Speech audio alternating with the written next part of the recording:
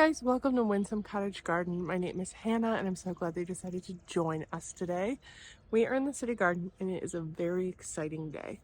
Today is the day that I start getting some of my seedlings in the ground. I had grand hopes of this video including planting some of my tomatoes here in the city garden. However, there are a couple of coolish nights on the forecast. I like to generally plant my peppers out when the nighttime temps don't dip below 50. Temperatures below 50 can stunt them a little bit. And I figure with peppers and tomatoes both, you put so much effort into them. It's really important to wait until the weather is right to get them out in the yard. So the peppers definitely weren't going to be planted. The tomatoes I was going to because it looked like it was only going to be 48, 49 a couple of nights. But there are 2 nights that have just popped up that I'm actually going to be away for. They'll have already passed by the time you guys see this, but where it's dipping down to like 41, which is a little cool. We are technically not past our last known frost date yet, but I had usually can plant out by this time. But with the 41-degree temps, it wouldn't take too much for it to dip down to like 37, which in some conditions frost can form around 36, 37. So I've decided since I'm not going to be here that I'm not going to plant them. Likewise, I'm not going to plant some of those really warm weather flower seedlings. I am going to be daring a tiny bit and plant my cosmos out. I'm also going to plant my status. They can handle a tiny bit of frost. And my marigolds and snapdragons are also going to be planted out. I don't think it's going to frost. Like, I should say that. I don't think it's going to frost. However, I'm not here, so I just don't want to risk it if I'm not here to help mitigate it if something happens. So that's the plan. I'm going to get those in. And more exciting, I'm going to start planting my dahlias. Now, I'm not going to be planting my Swan Island dahlias. Those I'm going to save for a different video because they've actually put on a ton of growth and they should be fine with that colder temperature. But again, I just feel better having them like protected for a little while longer. However, all of the dahlias I stored last year, we divided them, we cleaned them up, put them into large trays with some soil to see if their eyes developed like we thought. And I have a ton of them coming out. So I have figured out that in the backyard alone, I will be able to get about 35 dahlias in the ground, not including the vegetable garden spaces. The one thing I'll say about my dahlias that I'm a little apprehensive about is my labeling method last year in the storage process, and actually during the garden year, did not go well. Taking them out of storage, some of them are best guesses, some of them don't have labels. I'm going to do my best to label them, and then as they flower this year, I'm going to just take a picture and give them a number so I know exactly what's what. I had pretty good success. I was a little worried because they did get a little dry. I have a hard time finding a location that has a temperature they like. They like to be stored between like 45-ish, 40, 45-ish, and like under 50. They weren't ideal. They got a little dry. I know for years I thought, oh, dahlias aren't for me. It's too hard. It's really not. I like kind of messed up this year, and I think about 95% of the tubers we saved are going to come back. So I ended up, and in the fall, when I was ordering my Swan Island dahlias, I thought for sure I was going to lose a ton of them. So now, once again, I have way too many dahlias. But it's a good problem to have. So the good news is I will find space for them because they just bring such joy and they're such beautiful flowers. But I'm going to get the first ones in the ground here today. Molly's also here. She'll probably be in the background a little bit of stuff. The other thing I want to do is get the gardens completely prepped. So when I do come back from my trip and the nighttime temps are higher, they are ready to go. The drip has already been checked. I need to add some compost to the top layer. And then I'm actually going to go ahead and mulch them all. So all I need to do when I come back is kind of spread the mulch and sink the plant or the seeds. Because that is the other thing I'm going to do. I have a number of things I need to seed today, including carrots. I want to do some radishes and beans and peas. So there's going to be a lot happening, and this is going to fill up quite quickly, actually. So I got some weeding to do, all the things. There'll be a lot getting started, but there's also going to be a lot of prep work. So one of the next videos you'll see will be me finally getting all my vegetables out in the ground and getting this growing season started. I know I was watching some other YouTubers that are harvesting their first tomato. And it's just, I was very envious. I mean, I haven't planted my tomatoes yet, and I probably won't get my first tomato until the end of June, maybe July. And it is going to get warm today. I think it's going to get up into the high 80s, but hopefully I can get most of this stuff done before the temperature sets in. I'm going to get to work, show you all the process, and then I'll kind of give you an update on what's where at the end of all of this.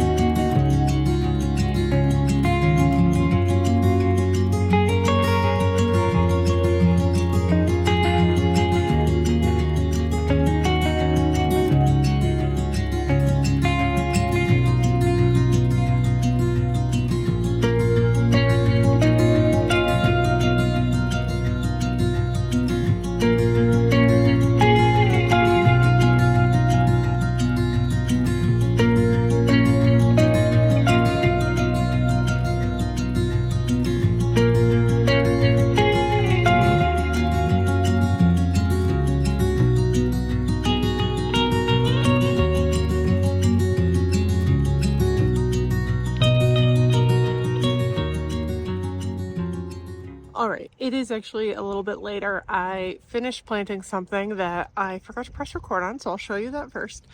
And then I took a break because it's actually really, really warm today. It's like 85-ish with the heat index a little closer to 90.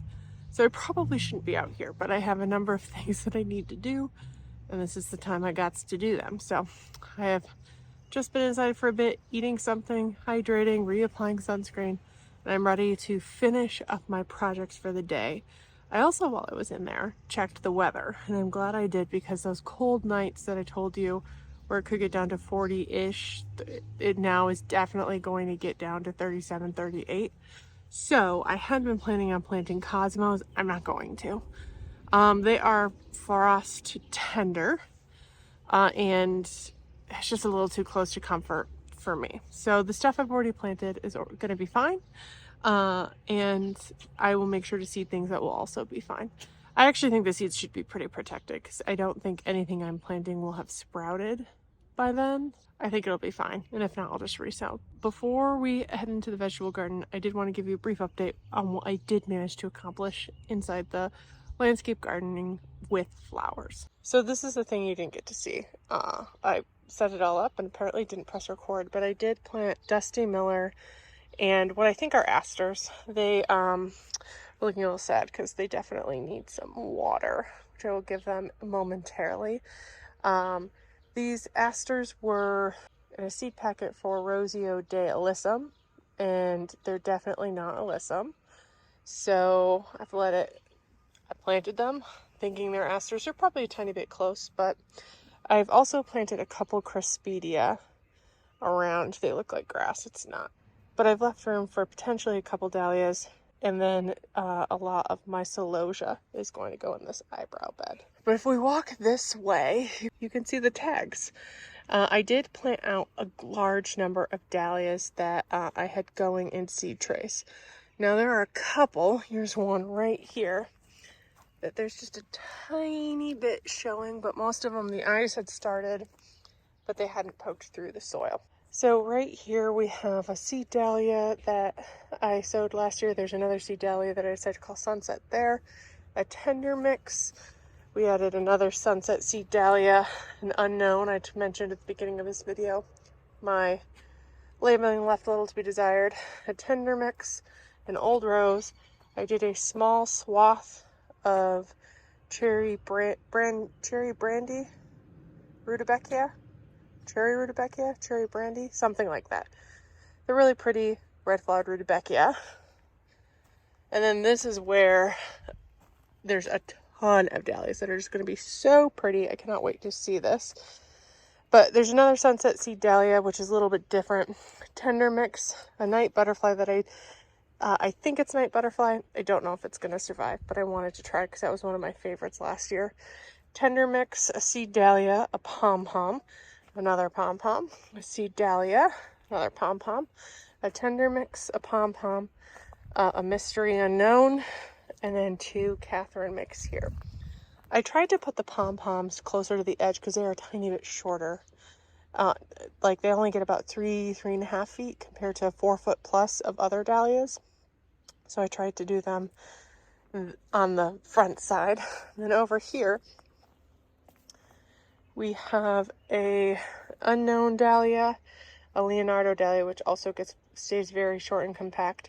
Cotton candy, cafe con leche, there's 3 of them.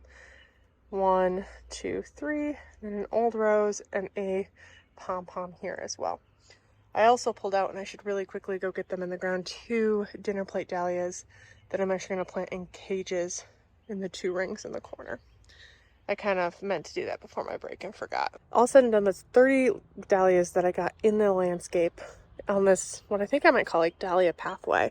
And then there's going to be the 2, so 32 in the raised bed garden. I'm actually going to end up putting more out there. I'm saving about 14 spaces for my Swan Island dahlias.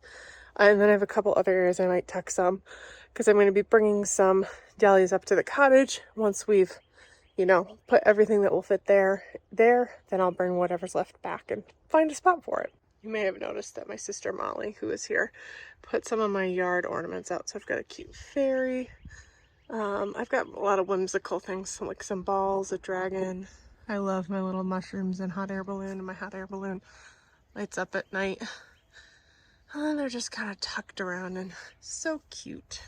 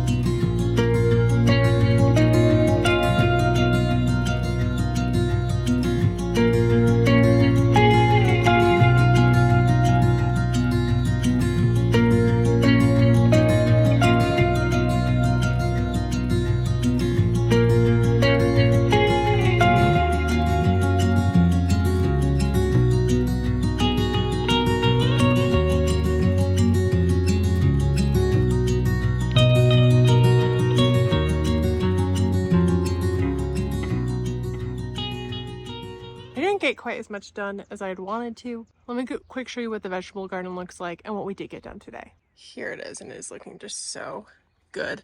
We don't actually have a lot planted in here yet. I did put in here sugar snap peas on this tripod. And then this is all going to be dahlia and flower space.